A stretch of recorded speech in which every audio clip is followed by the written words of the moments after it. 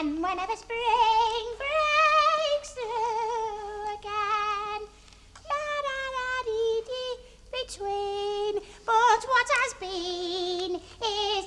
Oh, hello, Mrs. Sharples. I didn't hear you. I was concentrating. Not on work you weren't, and I wish you'd learn that song properly. Use your hot posh dish. You haven't been using it for hotels by any chance, have you? Hotels? Like what? Like soaking centipods or your Stan's false teeth. Well, of course I haven't. Well, I'll tell you something. There was something decidedly funny about that hot pot. Even Millie Caldwell's Bobby turned his nose up at it. Oh, well, in future, I'll keep it for where it's appreciated. And I'll tell you something else. Don't think you got this job by trying to bribe me with hot pot. Oh, well, why did I get it then? Because we couldn't find anybody else, that's why.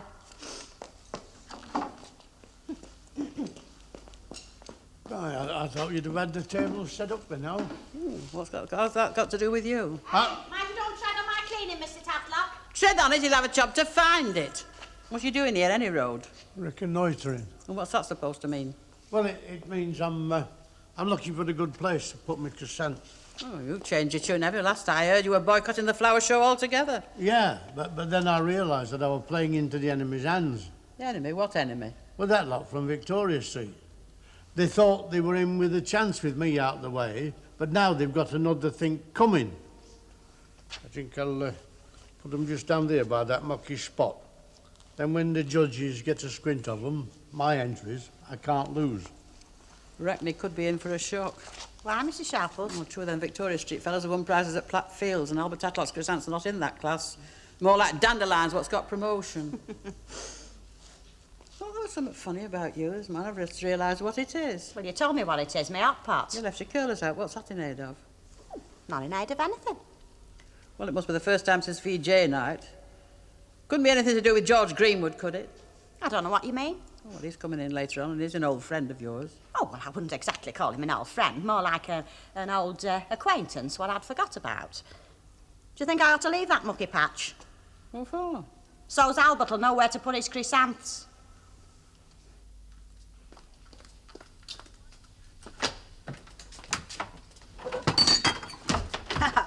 You know, Billy, I can't help thinking what a pity it is. What is? That you can't go out every morning looking like that. That dark suit is absolutely right. Well, I'd look a bit daft lying under a van in it, wouldn't I? When you were a youngster, you know, I always wanted you to go into a bank. Oh, well, this must be your lucky day, Mum, because that's just what I have been. Really? Really? To try and get a loan. A loan? What do you want a loan for? Well, for Chiswick, that deal I was telling you about. I see. So you've decided? Yes, I've decided. You're going back to London? If I get the loan, yes. When? Almost immediately. Oh, now, come on, Mum. I won't be gone forever, you know. Won't you, Billy? No, of course not. I'll still have to look after my northern interests, won't I? You mean you haven't sold the garage? Oh, no, I can't. That'll be my main source of income till I get my feet down there. So Alan's going to run it for you? Well, that's the idea. Of course, the bank want to be sure that he's the right man before they lend me the money. I had to tell him about his financial troubles. And they're hesitating. I'm not surprised. Now, come off it, Mum. He's a first-class mechanic, and that's all that really matters. I mean, I'll still be in charge of the business side. Well, when I first came back, it was meant to be only temporary, you know. Just to look after you after Dad... You know, it wasn't meant to be forever, Mum. No, of course it wasn't, love. And you know I'm the last person ever to hold you back. I never have done yet. No, that's all right, you haven't.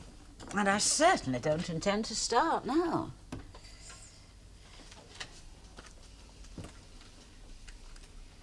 I just can't help wondering if things had been different between you and Lorna. Yeah, well, she's gone, hasn't she? So there's no point in wondering about that, is there?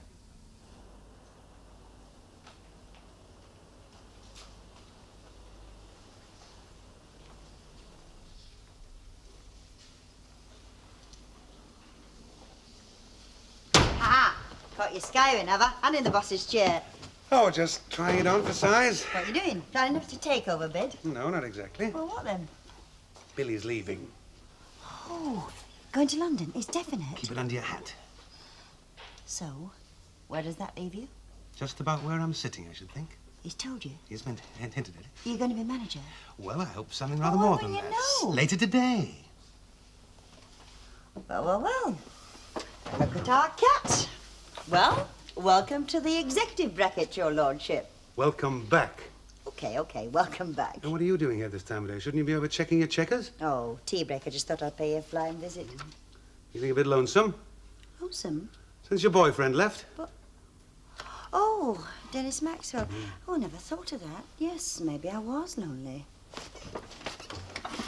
Elsie, I was joking. Joking? You mustn't joke about anything as serious as that, you know. Come on. Hey, up! I told you it was tea break. Go on, Mr. Manager, on your way. Put the kettle on. Well, go on, shoo.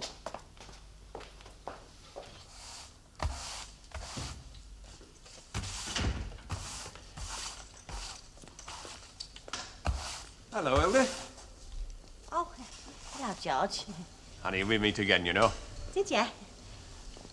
You haven't changed. No, you haven't changed neither. Put a bit of weight on. Bit thinner on top. Oh, well, it suits you. Makes you look more distinguished, you know. Do you think so, Hilda? Yes, I do, George.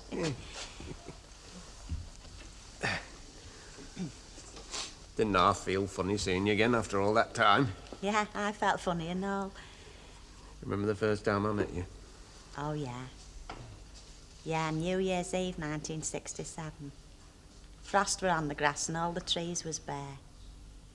It were winter for everybody else. Well, it was spring for me. Yeah, you do put things lovely, Hilda. Which you always did. You've got a real poet's imagination. Oh, well, of course I could have been a poet, you know, only for my spelling. It always lets me down. I've often thought about you, George. Me too, Hilda. Especially when I was going past the old tool shed in the park. Ah, of course, he went it beside the old glasshouse boilers, do you remember? Feeding your little blue budgie.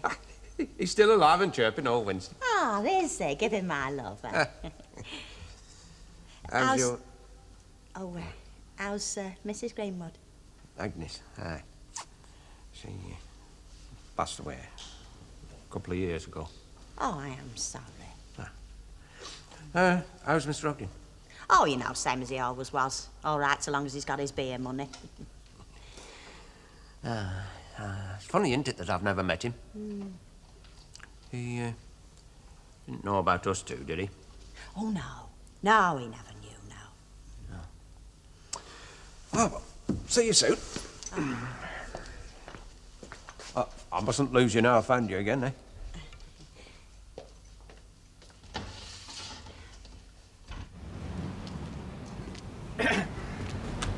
Hello there, Miss Nugent. Morning, Councillor Roberts. Can you spare me a second, love? Yes, of course. It's about this flower show. I assumed that. The flower show's dominating all our lives just at the moment. Well, we, that is the committee, have given considerable thought to who we should get to judge the various competitions. As you can imagine, we're anxious to get people who are properly qualified. Yes, of course. We've given particular thought to the home-made wine section. It's a very flourishing pastime. Exactly. That's why we want somebody to judge it who is rather special. You got somebody in mind? Yes, Miss Nugent. You. Me? We would be honoured if you would take it on. What? I don't know the first thing about homemade wine. I've never made any in my life. Well, that's beside the point. It's the end product you'll be judging.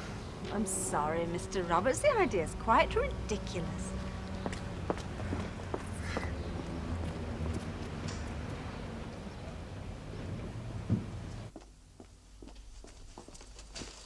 Come on, Miss Nugent, you're just the sort of person we need. You're cultivated, you've travelled. I've travelled. Where? To Majorca. It was full of bingo halls and fish and chip shops, and I drank lemonade the whole time because the wine upset my stomach. Are we keeping you, Mrs. Ogden? Oh, no. Now, I know you appreciate the finer things of life. So what do you say? I'd say I'm being flannelled. Flannelled? And not very skillfully either. You needn't look so surprised, Councillor Roberts. A cultivated woman of the world always knows when to call a spade, and a piece of flannel, a piece of flannel. I'm not trying to flannel you, Emily. Honestly. Then suppose you tell me exactly why you've singled me out for this unlikely honour. And I'll have the real reason this time, if you don't mind. Well, like I said, it's because... Because there's nobody else remotely willing to take it on. Well, that is the reason, isn't it? No, it's not. There's plenty of people who'd like to do it. Are there? Name 3. Well, there's, Yes, Councillor Roberts? I can see I was wrong to try and pull anything over on you, Emily. No, you're right. We are in a fix. Could you help us out? Please. Well, when you put it like that, I don't like saying no, but it's not easy, I'm afraid. There are delicate factors to be taken into account. Oh, if you're worried about the old Tom, you needn't be. I mean, this homemade wine, it's not like continental vino. No, it wasn't my stomach I was thinking of. Oh. Well, I mean, for one thing, there's Mr. Bishop. I've got to consider how such an action might affect him. It's not his position here I'm worried about, it's his work at the mission. I mean, there's my own position there. I mustn't forget that either. Oh, come on, Emily. It's not a Roman orgy, you know. It's only a drop of homemade wine. Homemade wine? Nobody's going to object to that. I wish I thought so. The temperance lobby at the mission's very strong. Surely you enjoy a drink, Councillor Roberts. Why don't you judge the wine? No, I wouldn't be any good at it, Emily. No, not that job. Besides, I should be rather busily engaged elsewhere. Really? Doing what, may I ask? Miss Nugent, I shall be judging the beer. Oh, that's rubbish. Have you two ladies baked your cakes for the flower show yet? Oh, no, why? Good, because I want you to bake an extra one. An extra one, what for? For me. Well, not exactly for me, if you know what I mean. We don't. Well, never mind, just bake one, eh? And I want it entering in the decorated section. But Ray, why on earth should Now, I you want... can't explain, love, not just yet. Bake the cake and wait for the funny laugh. It'll be a scream, I promise you. Well, it better not be. This hilarious cake's got to come out of our profits, and they don't run to a packet of raisins. He's up to something. Hey, Look who's here. I do. It is. Oh, sorry. It's all right, I haven't spilled much. Let me buy you another. No, you're all right, no. What is it you drink? Bitter, 3 pints of bitter, please. Certainly, Mr. Greenwood. Elizabeth? Yes. Do you two know each other? You were in here yesterday, weren't you? Oh, that's right, This is Mr. Ogden, Mr. Stan Ogden. Oh. How do you do? Pleased to meet you. And this is Mr. George Greenwood, who used to be the park keeper. Oh, all right. And what are you doing now, then? Well, actually, I'm the assistant park superintendent. I told you yesterday, Stanley, George is going to be the principal judge at the flower show. Oh, so he is. Are you going to have a drink, boys? Well, we want a bit of a natter, so we'll have it in the back. Righto, love, and I'll see that nobody disturbs you. Right, we wouldn't mind being disturbed by a couple of pints, would we have? Good thinking. Some kind of business conference, I gather. Yes. Surprisingly enough, you know, Alan is one of the few people Billy trusts. Why surprisingly? Oh, well, you know how it is, dear. But I suppose that Alan's former troubles are paying dividends now. Now, what makes you suppose that? Well, I mean, they must have taught him how not to run a business. I just hope he gets another chance. For what? To apply the lesson, dear. Oh, I don't know. Look how long you've known how not to run a pub. It doesn't seem to have done you any harm. Well, Billy, I think if I'm going to be running the place, I ought to have a bigger slice of the cake. I said a £5 a week was a pretty fair rise myself. Well, I'm not talking about a raise in pay, Billy. All right, what are you on about?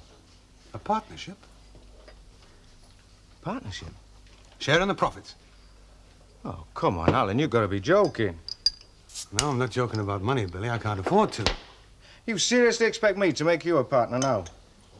Look, Billy, I've helped to build that business up, and now you expect me to run it while you're away? Do you think a partnership's an unreasonable thing to ask?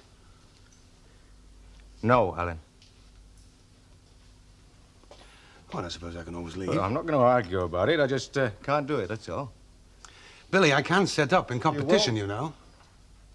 Could you? Yes, Elsie and I have saved some money. Aren't you forgetting someone? What? You're an undischarged bankrupt, remember? No, Billy. No court has ever declared me a bankrupt. You owe money. I paid hundreds of it back. Yeah, but you still owe a lot of it. Any minute, any one of your creditors could take you to court and put you through the cleaners. You try trading under your own name, and that's exactly what'll happen. And the same thing will happen if I make you a partner. You wouldn't see Willie Pickett for dust. Now, look, Billy, I'm still asking for a percentage of the profits and an official partnership. And I still say a straight $5 a week raise. So think about it, Alan. Because you haven't got much time to decide, you know.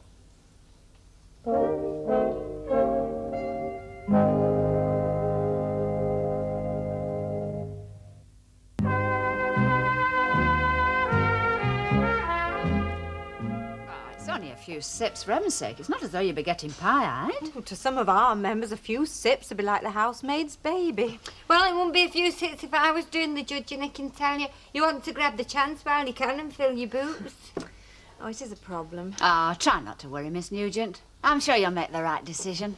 I hope so. Good, Alan. Hello, Miss Nugent. Oh, hello, Mrs. Caldwell. Have you got your entry ready, then? Oh, yes, I'm looking after it carefully. Oh, and might we ask what it's going to be? Well, you might, only I don't think I'm going to tell you. Hey, I hope it's not homemade wine. Oh, no, it's nothing like that. Oh, good, because every bottle of that parsnip plank's a year off Emily Nugent's line. Can I have a quarter of tea, please? Certainly. There we are. Thank you. Thank you. Goodbye. Yeah. Well, I wonder what the mystery item is. Follow her home and look at the tea leaves. Hey, I think I do know what it is. What? It's opium. She's been growing it in a window box. Oh, Emma.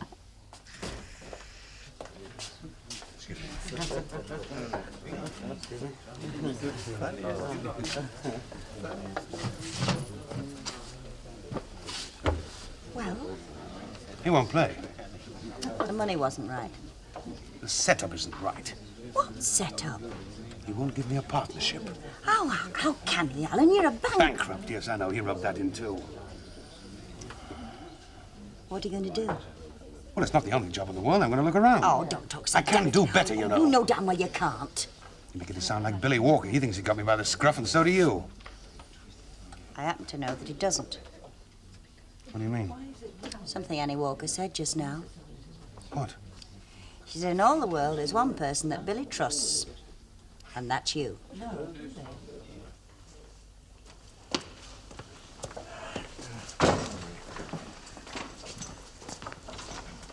Put them over there, lads. It'll be easier when you break t'others in.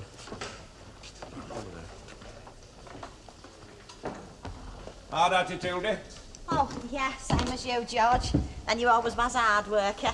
You know, I used to marvel how many bits of paper you could get on that pointed stick. Ah, that old spike stick. It had its uses. Been across a few backsides in its time. Yeah. Some of them occupying highly respectable office chairs now. Yeah. You know, if you ask me, we could do with a bit more of that these days. I always used capital punishment on our Irma, you know, when she were naughty. Stan wouldn't, though. He were too soft with her. Nice fella, yours, Stan. Have you met him, then? Twice. When it first started, I didn't know who you were. Oh, well, I'm glad you like him, George. Some people laugh at him, you know, but he's got sterling qualities, as Stan. It's a great comfort to me, Hilda, to know that you've got a good husband to look after you. Well, if ever the time came when it were different, What, George? Oh, nothing. Just a thought. Pop in and see us sometime when you're passing. We get a bit lonely, Winston and me. Yeah, I will, promise. Ta-ra. Ta-ra. Well, I'll stick my neck out and say a dozen bottles of orange crush. I only hope it's hot day, though, because I'll be drinking the stuff myself till Christmas. You know, with soft drinks, a lot depends on the weather. Ah, that's all right, Mr. Roberts. We can do it sailor return. Oh, can you, Mrs. Clegg? Yeah. That takes a load off my mind. Okay. Hello, here she is, bringing me the answer to another of my problems, I hope. Well, if you mean have I decided about the wine judging, I'm afraid I haven't. And I know time's pressing, so perhaps I'd better say no. Now, let's not rush into things, Miss Nugent. After all, maybe we can find a way of smoothing the path for you. Smoothing the path? Bringing Ernie Bishop down on our side. I'm afraid I don't follow. Well, you know Ernie's applied to hold an exhibition of his nature photographs in the town hall. Yes, he did Well, tell me normally that. there wouldn't be any difficulty. They are very fine pictures. I don't see what... Well, frankly, one or two of my colleagues are rather upset about the fact that Mr. Bishop is a professional photographer.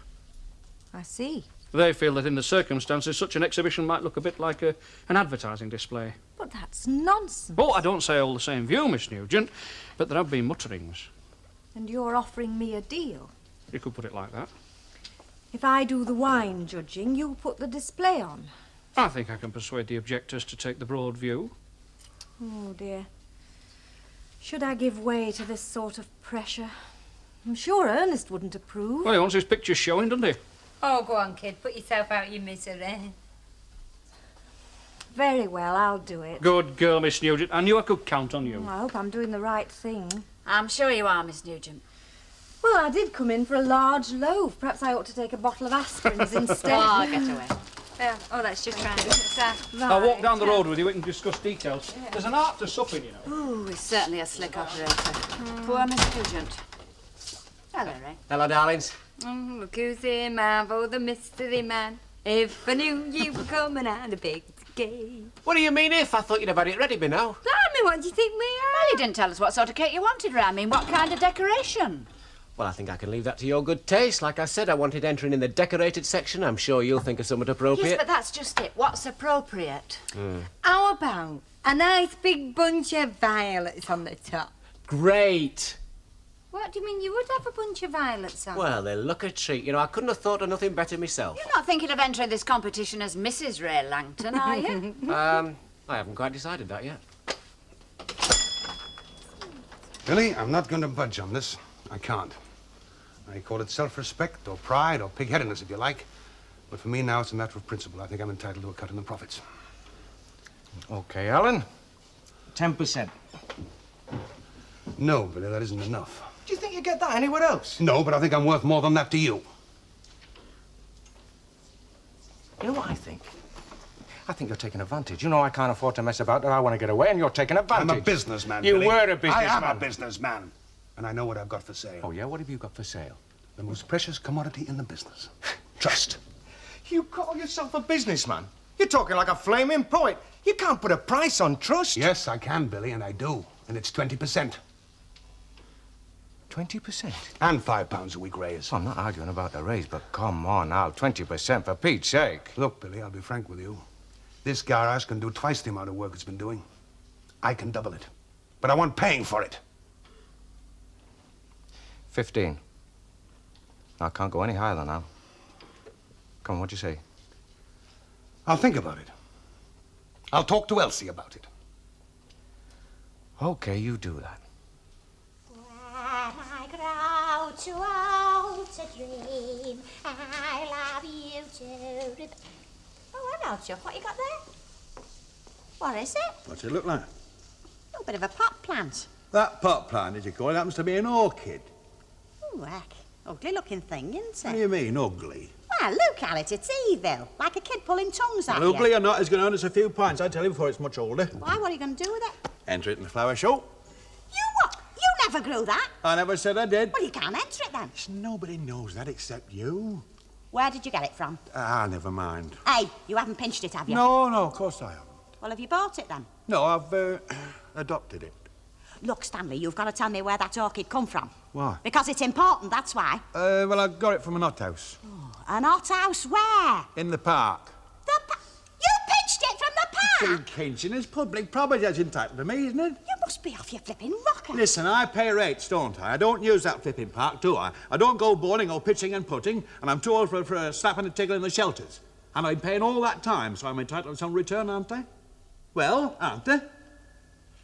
Stan, there's something I've got to tell you. What? Sit down, Chuck, because it might come as a bit of a shock. I'm all right as I am. Where is it? Well, I go in the park sometimes, as you know. So what? Well, one day, it were New Year's Day 4 years ago, I was in the park and I met someone who'll become a very dear friend. You mean that parky fella, George Greenwood? Eh? Greenwood, that's his name, isn't it? You knew? What about you mooning over a budgie in the tool shed? Of course I knew. Half Weatherfield knew. And you mean to say you don't care? Of course I care. That's why I borrowed that. Oh, what are you on about now? You don't catch on, do you? Listen, we've got that flower show sewn up. We can't lose. Why?